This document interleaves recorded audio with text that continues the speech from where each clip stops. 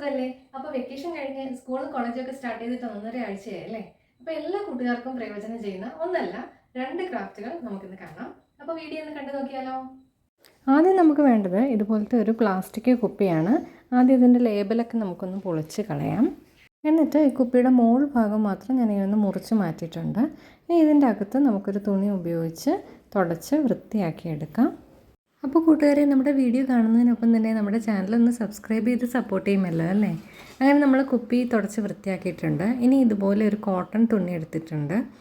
എന്ത് ടൈപ്പ് തുണിയാണെങ്കിലും മതി, പഴയ ഉപയോഗിക്കാത്ത ഡ്രസ്സിൽ നിന്നൊക്കെ എടുത്താൽ മതി. അപ്പോൾ ഞാനൊരു പഴയ ഷർട്ടിൽ നിന്ന് മുറിച്ചെടുത്ത ഒരു പീസാണിത്. എന്നിട്ട് അതിൻ്റെ മുകളിലത്തെ സൈഡ് മാത്രം ഇങ്ങനെ ഒന്ന് മടക്കി തയ്ച്ചു കൊടുക്കുക. ഇനി അറ്റത്ത് ഇതുപോലെ 2 കെട്ടിട്ട് തയ്യലൊന്ന് നന്നായിട്ടൊന്ന് ലോക്ക് ചെയ്ത് കൊടുക്കുക.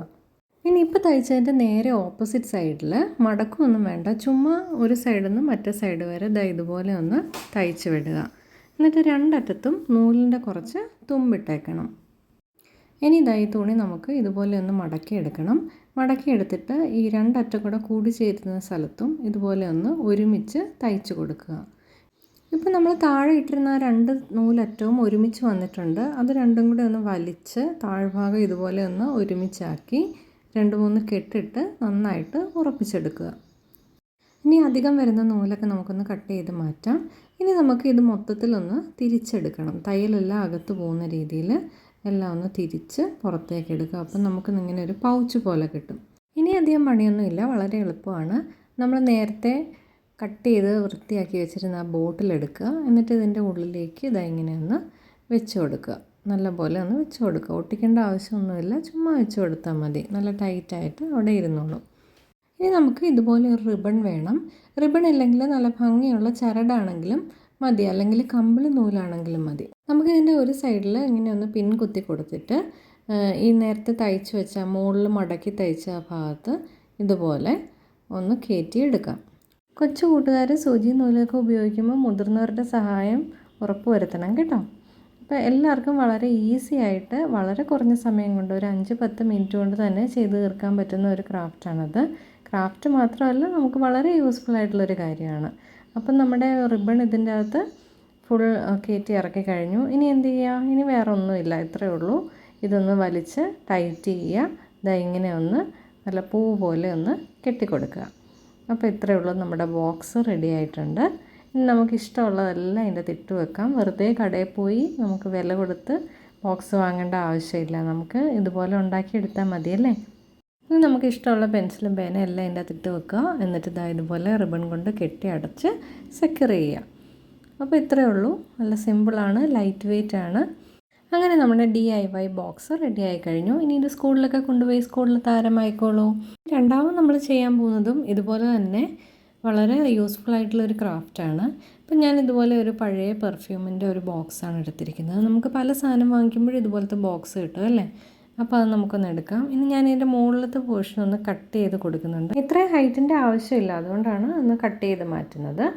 ഇനി നമുക്ക് ചെയ്യാനുള്ളത് ഇതിൻ്റെ മുകളിൽ ഒന്ന് പെയിൻറ്റ് ചെയ്തെടുക്കണം.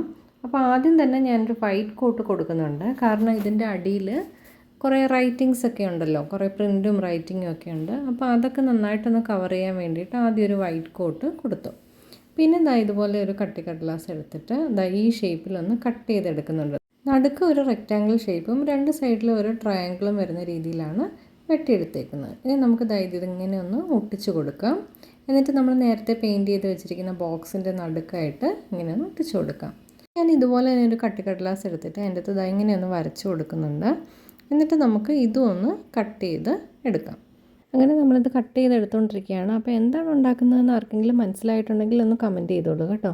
അപ്പോൾ നമ്മൾ കട്ട് ചെയ്തെടുത്ത പീസ് ഇതുപോലെ ഇങ്ങനെ ഒട്ടിച്ച് കൊടുത്തിട്ടുണ്ട്. ഇനി ഇതുപോലെ 2 സെമി സർക്കിൾ വെട്ടിയെടുത്ത് അത് ഒട്ടിച്ച് കൊടുത്തിട്ടുണ്ട്. ഇനി വീണ്ടും ഒരു കട്ടിക്കടലാസ് എടുത്ത് ഇതുപോലെ മടക്കി എന്നിട്ട് ഇതുപോലെ ഒന്ന് കട്ട് ചെയ്തെടുക്കുന്നുണ്ട്. അപ്പോൾ ഇതെന്തുണ്ടാക്കാനാണെന്ന് മനസ്സിലായോ? നമ്മളിത് 2ആയിട്ട് മുറിച്ചെടുക്കുന്നുണ്ട്. ഒരു സൈഡ് മടക്കി ഇങ്ങനെ ഒട്ടിച്ച് കൊടുത്താൽ ചെവിയായി.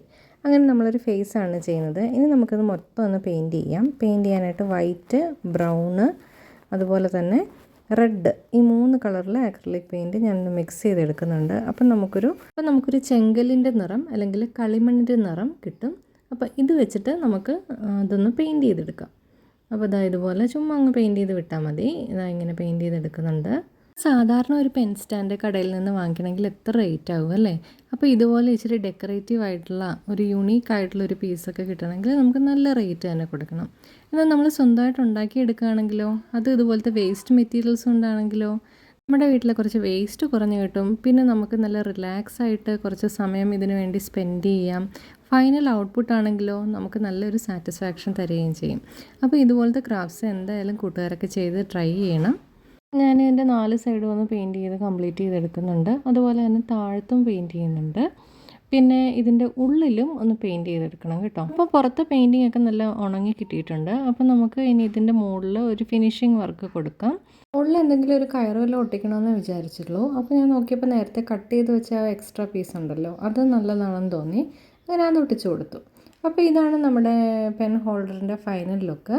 ഇഷ്ടമായില്ലെന്ന് കമൻറ്റ് ചെയ്യണം കേട്ടോ. ഇനി നമുക്ക് നമ്മുടെ സാധന സാമഗ്രികളൊക്കെ ഇതിനകത്ത് ഇട്ട് കൊടുക്കാം. പെൻസില്, പേന, സ്കെച്ച്, സ്കെയില് എല്ലാം ഇട്ട് വെച്ച് നമ്മുടെ ടേബിളിൽ തന്നെ വെക്കാവുന്നതാണ്. ഇന്നത്തെ ക്രാഫ്റ്റ് രണ്ടും നിങ്ങൾക്ക് ഇഷ്ടമായോ? ഇതിലേതാണ് നിങ്ങൾക്ക് കൂടുതൽ ഇഷ്ടമായത്? അത് നിങ്ങൾക്ക് ഇഷ്ടപ്പെട്ടില്ലേ? ഇനി വീഡിയോയിൽ എന്തെങ്കിലും മാറ്റങ്ങൾ വരുത്തണോ? ഇങ്ങനെ നിങ്ങളുടെ അഭിപ്രായങ്ങളും നിർദ്ദേശങ്ങളും ഒക്കെ നിങ്ങൾ കമൻറ്റ് ചെയ്ത് അറിയിക്കുക. എന്നാൽ മാത്രമേ എനിക്ക് ഇത് കൂടുതൽ ഇമ്പ്രൂവ് ചെയ്യാൻ പറ്റത്തുള്ളൂ. വീണ്ടും പുതിയൊരു വീഡിയോ ആയിട്ട് കാണാം. ബൈ.